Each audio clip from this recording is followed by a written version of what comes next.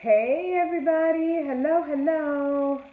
It's Dr. Nicole. I am in my office today, and I was thinking about you guys. I was thinking about the Facebook Live that we did last night on the art of momentum. I am hoping that you guys check it out. I know that it will bless you. So, if you haven't seen it already, you may want to take some time to just put it on so that you can kind of catch up with what we're talking about in the Live Like You Matter group, which is the art of momentum, getting traction in moving forward as it relates to your goals and the things that are of value to you. Now, I don't normally come on during the daytime, so this is a new thing. I'm going to try to check in with you guys a whole lot more often during the day because I know that you guys are moving and shaking and making big things happen. But I'm Dr. Nicole, and I am a master certified coach and success strategist. So, I want to talk to you. Hi, Melody! I want to talk to you about things that relate to success in your life, in your business, in your relationships. And I was just having a thought about the cost of not moving. And the truth of the matter is, you guys, it is pretty costly to not move. We talk about it from the standpoint of, oh, yeah, I should have done that. Oh, yeah, I thought about that, but I didn't move forward. And, we often have these conversations with friends. I just had one the other day where she saw something on TV and she said, it's the craziest thing. But I had that idea like 3 years ago, and now I'm watching it on TV. And we both kind of sat there for a second like, wow, we get the opportunity to move forward on ideas and move forward in our jobs and move forward in our relationships by just getting an invitation to move. And it's usually just that. It's an invitation. Something pops into your consciousness or something happens in a conversation. Something happens when you're driving and you connect with a thought or you connect with an idea or you connect with, what? Here's something that I really believe needs to shift in my life. But then you stop and you don't do anything about it. And the cost is time. We spend so much time convincing ourselves not to move that many of the times, by the time we are activated to do something, time has moved on and the opportunity has shifted. We convince ourselves that no is going to kill us. The word no, such a small word with such power in so many of our self-conversations. No is actually a blessing in the art of movement. Let me tell you why. You're sitting alone, you have not moved on an idea. You try to move on the idea, somebody tells you no. What we know from being in this community is every time you get a no, it's data. It's not rejection, it's data.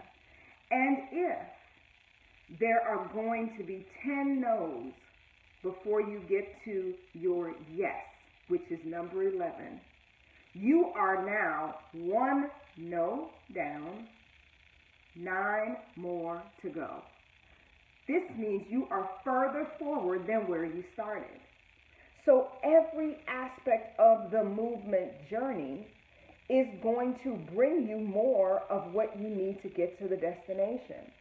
But if you're procrastinating, you're having all of these conversations about why it's not possible, why it's not possible for you, why it shouldn't happen, why it's too late. And let me talk about the too late thing. It's not too late. If you're still having the conversation with yourself, it is partly because it's not too late. But the more time you spend having the conversation versus doing something about it, the more you're the one in the loser seat. You're the one losing because time is not going to wait for anybody. So there's a difference between choosing not to move and being in a place of contemplation. an end. Refusing to move is continuing to say you're contemplating when you're really not. You're just refusing to move. Contemplation looks like, okay, let me think this through. Who do I need to connect with? Lord, what are you saying about this? How do you want me to move forward?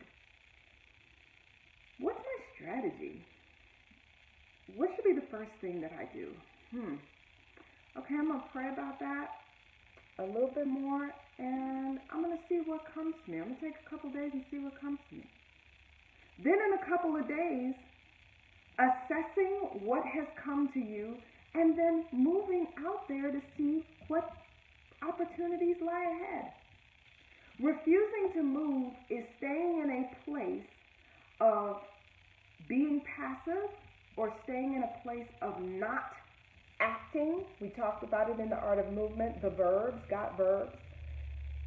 It's being in a place of not acting and then blaming the fact that nothing has happened, blaming that as if there is no responsibility on your part to make a move. So here's what I want to say to you. You are brilliant. You are phenomenal and wonderfully made.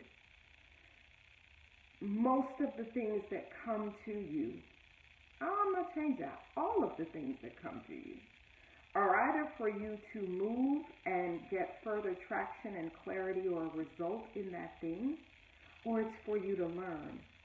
But if you don't move, you miss out on both. And that will cost you. It's not worth the money, the time, and I guess the last thing about that is that it's not worth what it does to your self-esteem. Because here's the thing, you guys, you can't hide from yourself.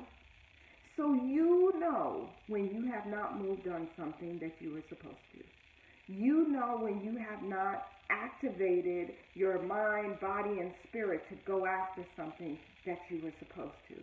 And that's where the guilt and the feeling that you're not as brilliant and as amazing as you are comes in, because once time has passed, the conversation comes up again. And you're sitting there saying, wow, first time I had that conversation was 6 months ago. It's now 6 months later. I am no further than when I first had that thought. Oh, man, I need to get it together. You don't want to continue having those conversations. You just want to get up and move. Baby steps are still steps, you guys. Baby steps are still steps. So take some. Look at the art of movement today, momentum today, if you get an opportunity. Take a look. I know that it'll bless you. I hope you're having an amazing day. Some of you on the West Coast are just moving and shaking, started on your day and getting into work and doing things. And the folks that are on the East Coast, some of you are about to have lunch. Isn't that crazy? But all of you, I wish you a blessed day. Let's check back in a little bit later and let me know. Reach out on our Facebook group and tell me if you've done anything different today to move towards the goals that you've been talking about. Let's not wait. Let's start today. God bless. Talk to you soon. Bye.